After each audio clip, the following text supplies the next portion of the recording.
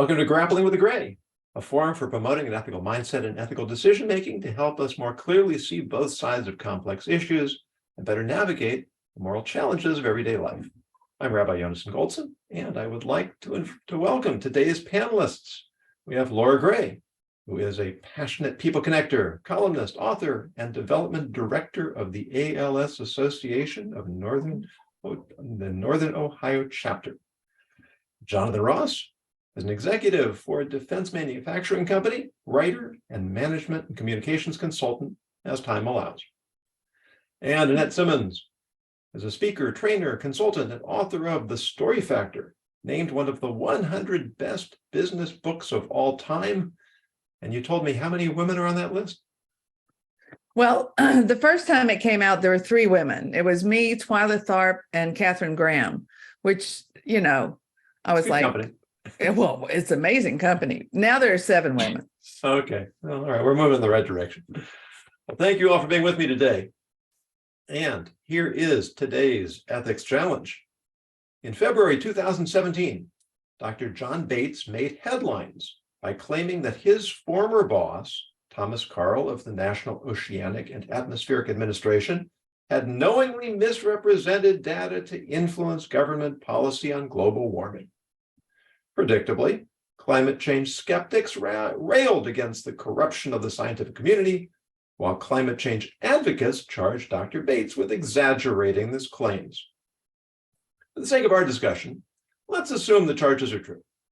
If so, it's likely that Dr. Karl was motivated by the purest intentions, that he wanted to spur action to prevent what he genuinely believed to be the devastating effects of global warming, and that he viewed the data as representing an anomaly rather than a larger global trend. We are not here to debate climate change, but generally speaking, could it ever be justified to doctor facts or embellish the story told by the data to motivate public action in a way that serves the greater good? The floor is open. Well, thank you, first of all, for inviting me. And there are just some power words that stand out in that last statement. Doctor the facts, embellish, greater good. So those really just kind of stood out for me. And, of course, I always have an initial thought. This is what happened in our last, grappling with the gray, is that, if you ever want me to be on a jury, you are guilty the moment you walk in. So, that's out there again, because, my gut check on that, if I was on the speed game, where I'm in the bonus round, my answer would be, what is no? Because my answer to that is no. I don't believe. I mean, what does that even mean? I guess that could take us down the rabbit hole of the gray, the gray hair of doctoring facts, embellishing. I mean, embellishing, what does that even mean? Does it mean swaying, disswaying? Does it mean highlighting things that could skew perception? So I know a lot of my answers kind of gray, but I thought these were just things that stood out to me initially. Yeah, I tend to concur, and thank you again for inviting me to be a part of this. I tend to fall into that camp that even though it's grappling with the gray, sometimes we have to recognize, though, as part of the gray, there is a black end and a white end of the spectrum too, in all fairness. And any time that you are misrepresenting data, it's very easy to start to justify it, and ends justify the means. But again, that's such a slippery slope. And in this particular example, and again, putting aside the climate change as being the topic, you're still dealing with something that if you have even what you consider to be an anomaly in data, or something has been trending, but for some reason there's a blip that reverses or indicates that trend, I still believe that you can tell a truthful story and of course, have commentary as to why you think or interpret this latest set of data to maybe be something that can be explained away or needs to be taken as part of the greater whole. So I do tend to fall into that camp of saying it's not justifiable, and this is kind of how the road to hell is paved with good intentions, kind of thing. I agree with both of you. And I having been a researcher all my life, one of the reasons before I didn't want to get my PhD because I didn't like people telling me how to do my research. And so I actually ended up writing a book about territorial games that was based on firsthand research. And what I remember from academia is that research gets subverted and becomes subjective in 1,000 different ways before it ever becomes a fact. For instance, right now we're talking as if this crime had been committed. And you just get further and further away from whatever the truth was. And so for me, it's one thing that's important is to understand that there is no fact that didn't come from a subjective point of view. And then I want to add, so I teach storytelling to executives, and I have run across many people who said, well, if the story could have happened. And I draw a hard line on that. I say, please never do that to yourself. Mm-hmm. If you ever tell a story that could have happened but did not, you just lied. And eventually somebody's going to find it out. And I remember being in New Orleans at a conference, and I told a story. I had told a story about when I was in New Orleans when I was 7 years old, and Easter, and there were bunnies downstairs at the Roosevelt Hotel. And I can't remember the rest of the story, but after my speech or whatever, this woman came up to me and she grabbed my elbow. I mean, it hurt. And she pulled me back and she goes, "Did that really happen?" I said, "Yes, ma'am, it did." And she goes, "Good. That was a great story." And so it was, she wanted to trust me. She really did. She loved that story. But there was part of her that is untrusting, which I think is the climate in the world today. Social trust has radically declined. The Edelman Trust Index, you can look at it, it's just plummeted. And so when we're in an environment, so I add another subjective criteria to it, is how wary are people of lies right now? Or how, actually, I think it's more important to how often do people just assume other people are lying? And for me, the greater impact on the macro of having a society where nobody believes each other is the real price we pay. Mm-hmm.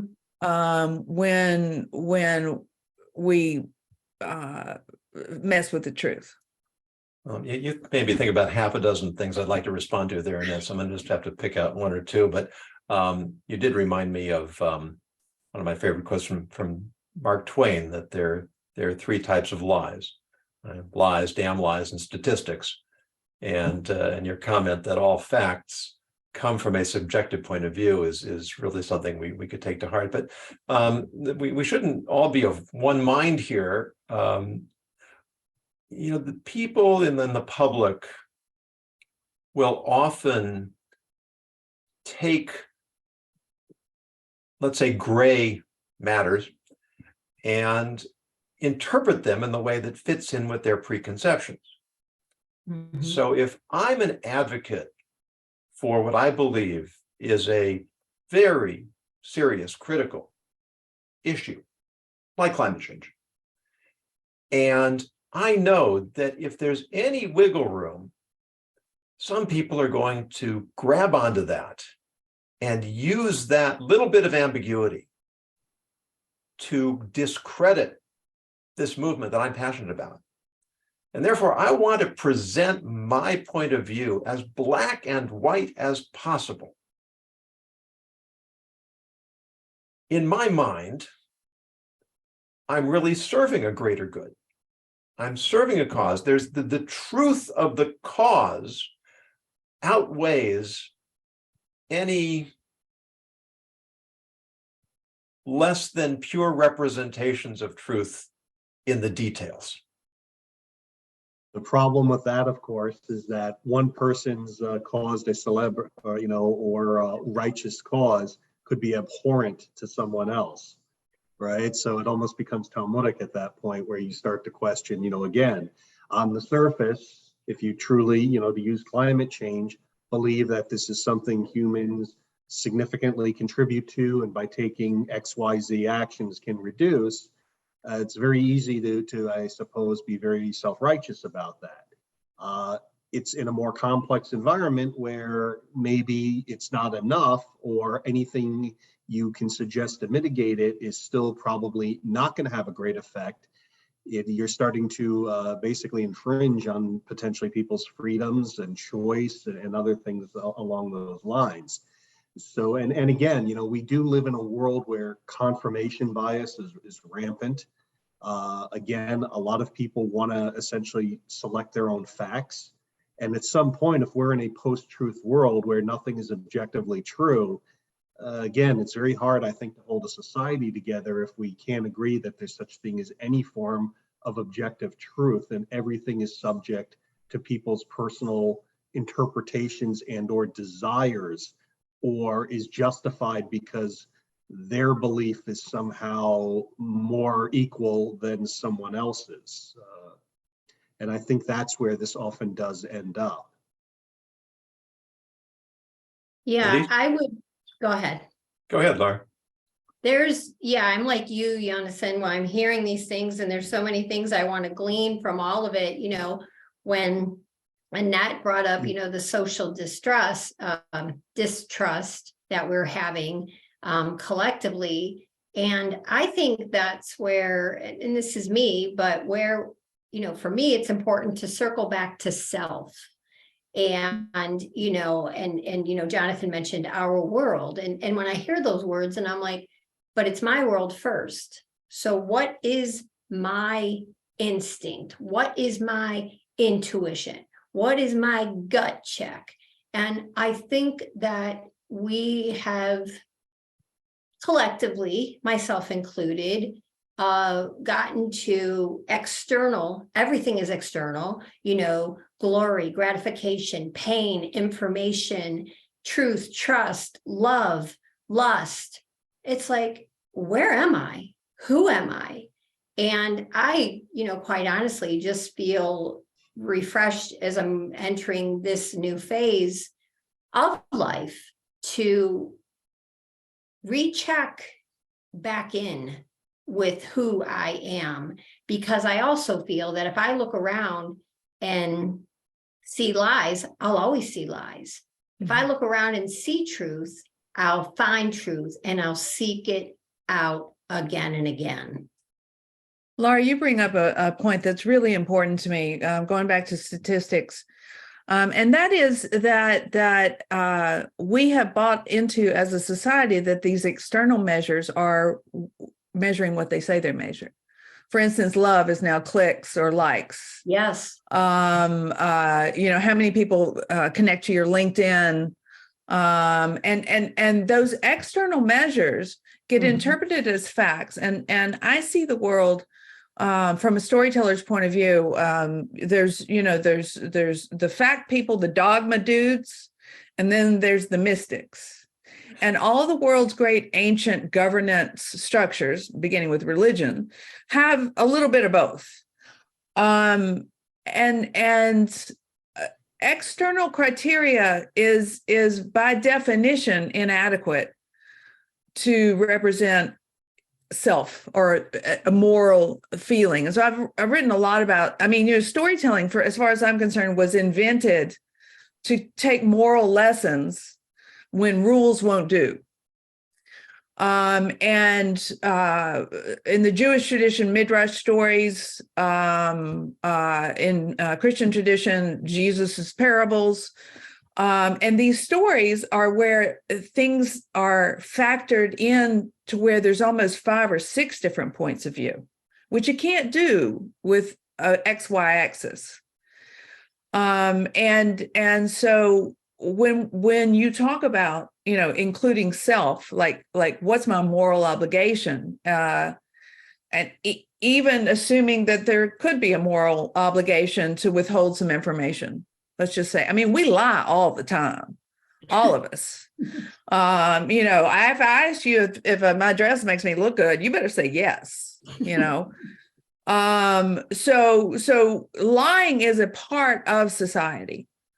It's whether it's how you choose to, now we're to the greater good, or if you're choosing to manipulate or diminish. And so it's the subjective quality of what's greater good. I was thinking about a personal example that I might use. So if I was a juror on a death penalty trial, would I say up front that there's no way I would give the death penalty? Because I'm not really sure that's true, but probably. But would I do that in order to get on the jury so that I can save someone's life? That's kind of close. I mean, I could see myself doing that. But still, this term embellishment, I mean, it can't help but bring up George Soros right now. I mean, not George Soros, Joe Santos, or Soros, depending on which side you're on. But I mean, it doesn't matter whose side it's on. It's just like, oh, wow, look what we've done here. We've created a situation where our elections aren't necessarily being based on what we originally intended elections to be based on, which would be true information about a candidate.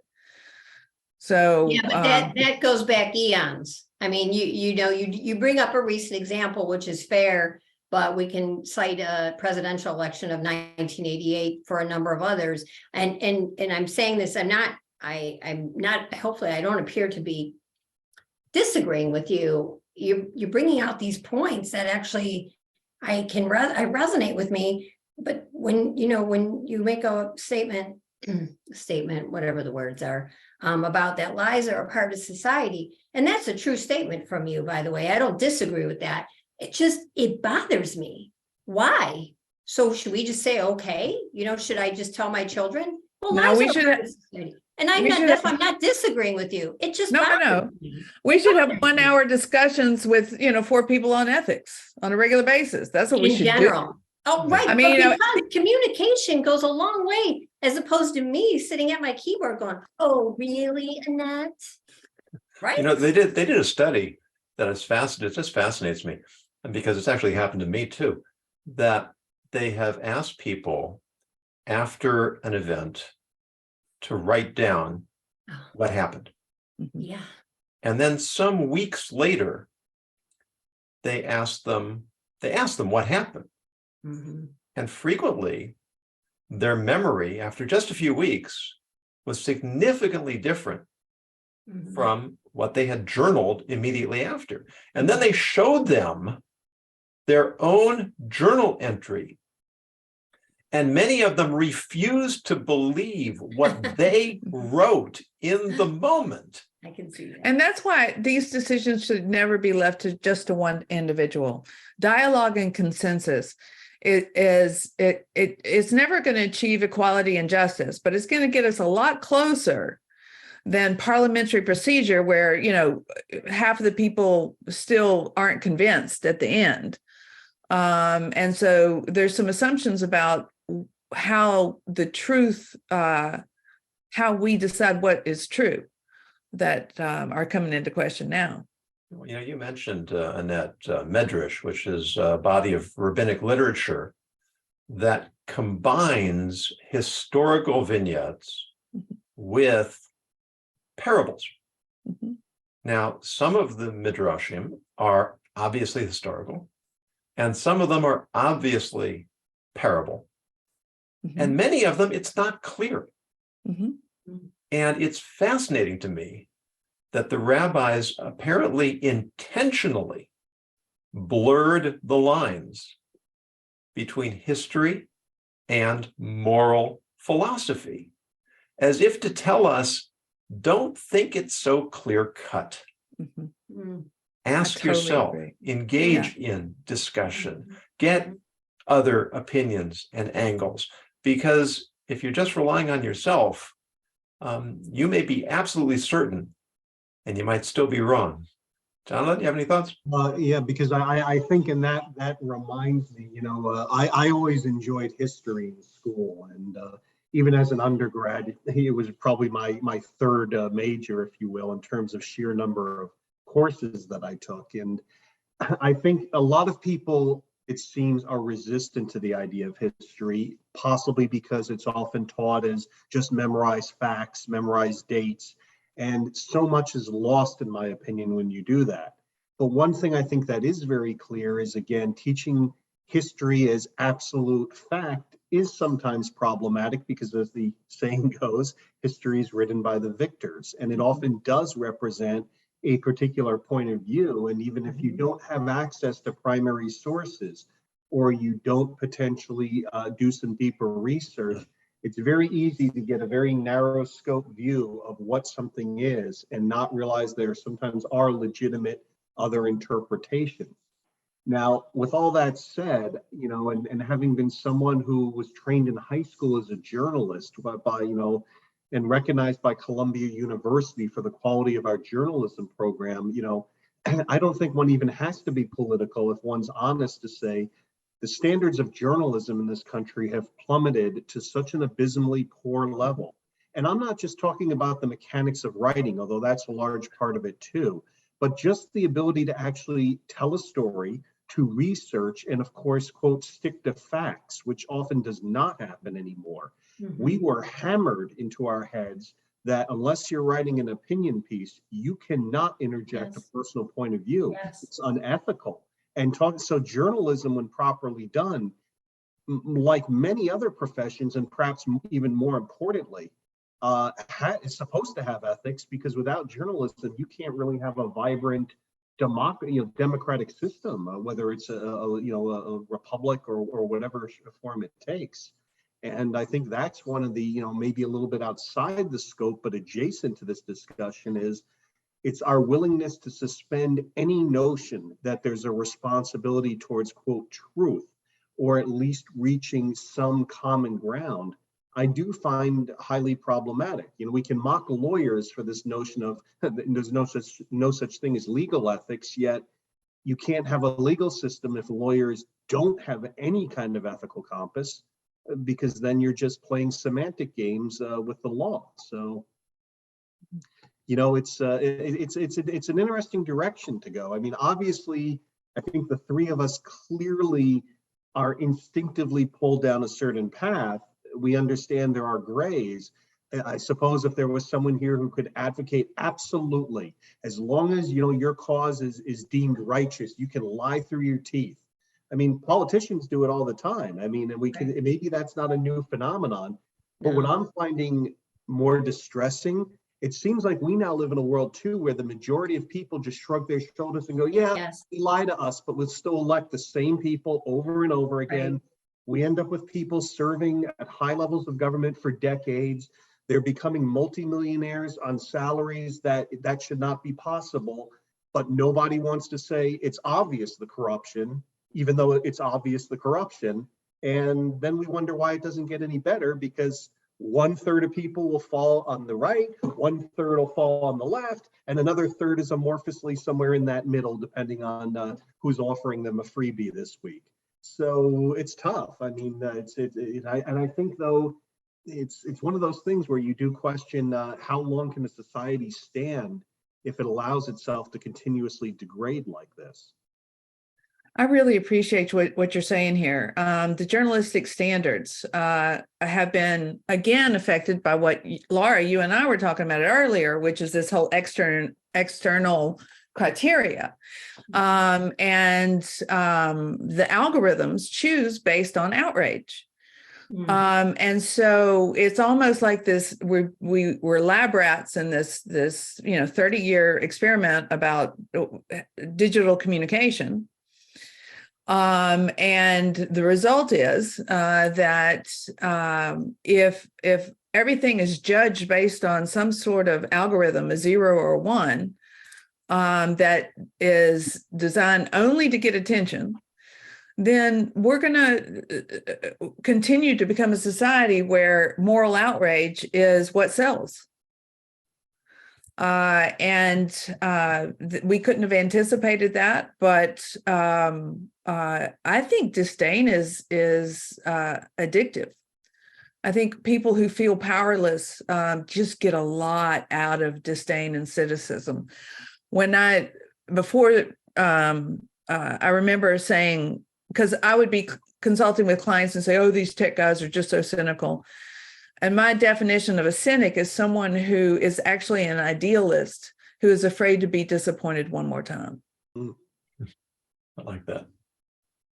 Yeah. And I think all of us are just so tired of being disappointed.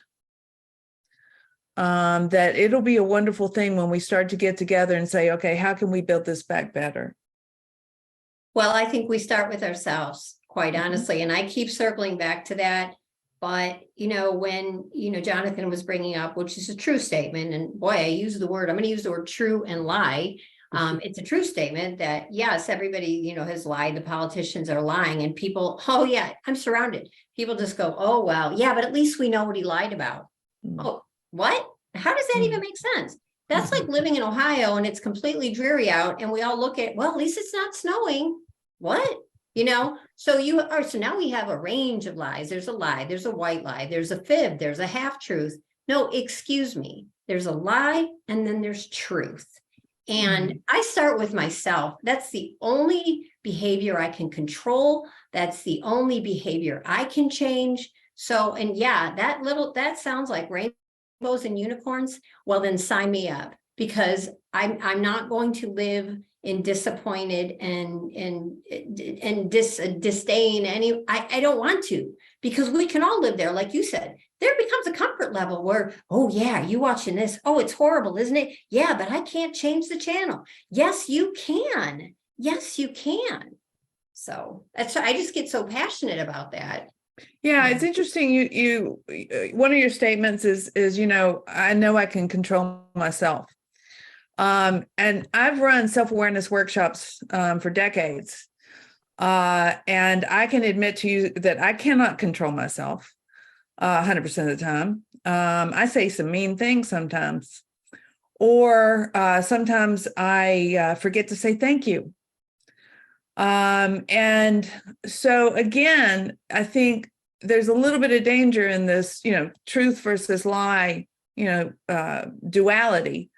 I always believe that there are at least 6 different equally valid points of view to a situation. And I pulled that from Foreign Relations Director under JFK, Harlan Cleveland. He said there are on average 5.8 points of view of any foreign policy issue, which is pretty funny because, who's the 0.8? Who's the 0.2? Yeah. Yeah.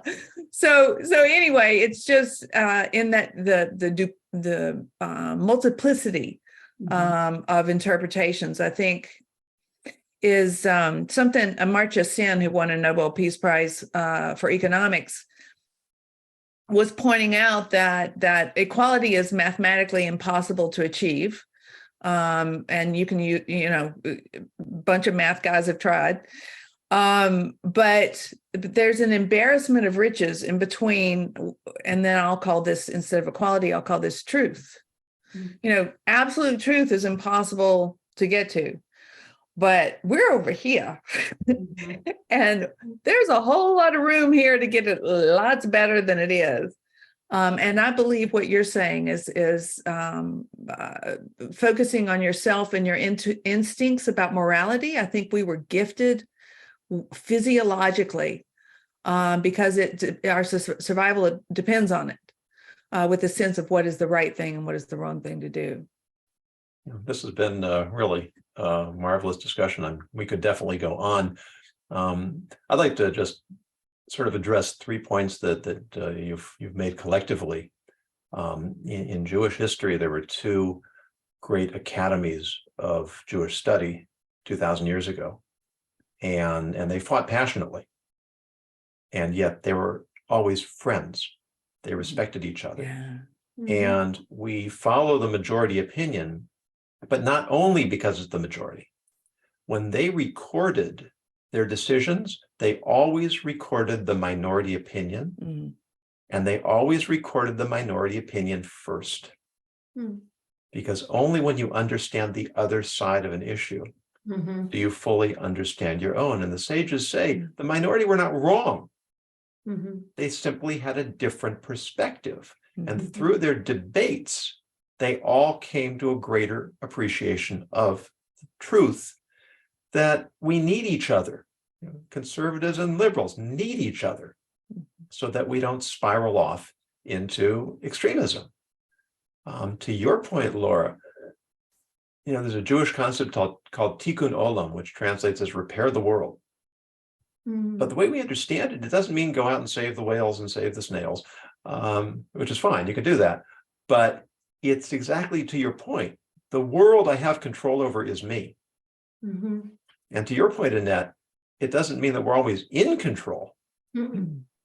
But to the extent that we are responsible for ourselves, that's the control that we have. I can't fix you. I can't change you.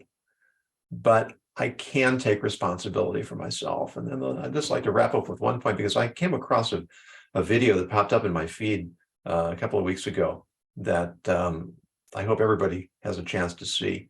It's called A Collective Illusion. Oh. And I think the organization that put it out is called Stand Together. Definitely worth watching. And there's a fascinating study that they mentioned in there. It was done in Germany. They called people up and they said, we're having a contest. We would like you to flip a coin. If it lands on tails, we will give you a gift certificate. If it lands on heads, you won't get anything. So flip the coin and tell us what the result is. Now, what would you think would happen? You'd expect nearly 100% tails, right? But it was 50-50. In fact, it was slightly higher heads, which means that virtually everybody told the truth. And yet there is this perception that people are untruthful. And the more we accept the perception, the less truthful we become. Because when I believe the world's corrupt, when I believe the world's unethical, then I lose my impetus. Why should I be the chump who's doing the right thing when everybody else is getting away with whatever they can? To me, that sums it up, because again, it comes to the politicians and why, if we refuse to hold so-called public servants to a higher standard and we just excuse, he's a crook, but he's our crook, right? Growing up in New York, that used to be the saying, as I heard it, about Senator Al D'Amato, not to cast aspersions, but I just heard that associated with him. He's a crook, but he's our crook. He was good for New York, but at the end of the day, we're allowing, essentially these excuses to propagate. And to your point, once you decide that if the powerful and the so-called elite can treat the world as their ashtray or have different rules for thee and different rules for me, it becomes a lot easier with the relative moralism to start saying, okay, I should cheat on my taxes. Why the hell not? So I don't pay the government a few grand. There are people who are hiding hundreds of thousands or millions of dollars from the government. So how's my sin any worse? But as a rabbi, at some point, are we going to start weighing each other's sins? At what point is everything then against this moral flexibility of who has sinned more seriously than another? Yeah. And so I think what we come out with is that we might be able to rationalize the white lies and the half-truths and the embellishments and the exaggerations in and of themselves. But when we start looking at what that does to our individual integrity and the damage it does to society, then it really becomes a lot less gray. And we need to hold ourselves individually and collectively to a higher standard of truth, knowing that we're not going to get all the way to the truth, but that together, if we are committed, we'll get a lot closer than we would otherwise. So thank you all. This has been absolutely delightful. Thank you. Thank Laura you. Gray, Jonathan Ross, Ned Simmons. I look forward to having you back again. For those of you who are watching or listening, if you have an ethical dilemma or scenario you'd like us to take up, please go to yonasongoldson.com, use the contact information there, submit your proposal, your idea, and if it's compelling, we will definitely take it up. If you would like to raise your ethical awareness, also go to yonasongoldson.com/freebie. You can find various free resources there, infographic, ebooks, white paper, and please join us for the next episode of Grappling with the Gray.